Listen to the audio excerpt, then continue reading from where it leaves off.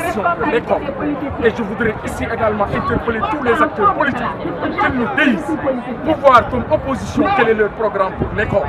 Je voudrais lancer un appel à tous les acteurs du système éducatif qu'aujourd'hui le pays est en crise.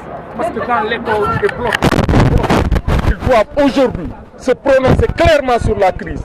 Maintenant, nous sommes dans un régime présidentiel. La balle est dans le camp du président Macky Sall, qui règle la question de l'alignement, qu'il respecte les accords signés, entre autres accords, la délivrance de tous les actes en souffrance au niveau du ministère de la fonction publique, du renouveau du service public et de la rationalisation des effectifs, mais aussi la formation diplômante de tous les professeurs titulaires de diplômes spéciaux, le paiement des prêts DMC pour ceux qui ont leur convention de prêt, la livraison de toutes les parcelles promises aux enseignants, surtout aux QSEMS, les parcelles non viabilisées, le paiement de tous les rappels d'intégration, de validation, les rappels d'avancement.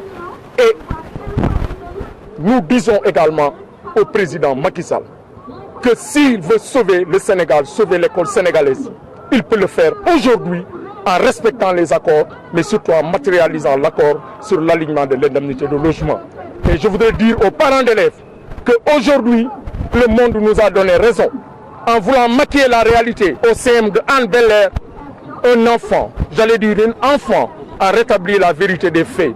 C'est l'image du Sénégal qui est écornée, c'est l'image du Sénégal qui est ternie. Parce que à qui faire confiance dans ce pays? Et c'est pourquoi nous demandons également que la lumière soit faite sur cette question. Comme on a sanctionné les élèves maîtres quand il y a eu la fraude, on a sanctionné ceux qui sont à l'origine de la fuite du bac, on doit de même sanctionner ceux qui ont terni l'image de notre pays, l'image du système éducatif. Et ils doivent avoir l'honnêteté, la dignité et le courage de rendre le tablier.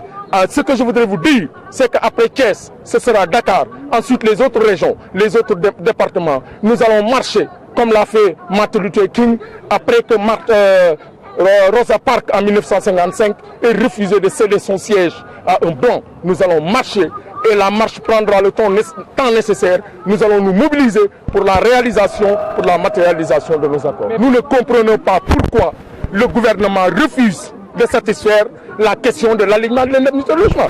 Si le président Macky Sall peut donner 2 millions de dollars pour la reconstruction de fonds, si on peut offrir 500 000 aux épouses des ambassadeurs, si on peut créer des institutions budgétivores, on doit pouvoir régler le problème de l'école. Parce que l'école est au cœur du développement. L'école est au cœur de l'émergence. On ne peut pas avoir un pays émergent, un pays développé si on a un système éducatif en délicat.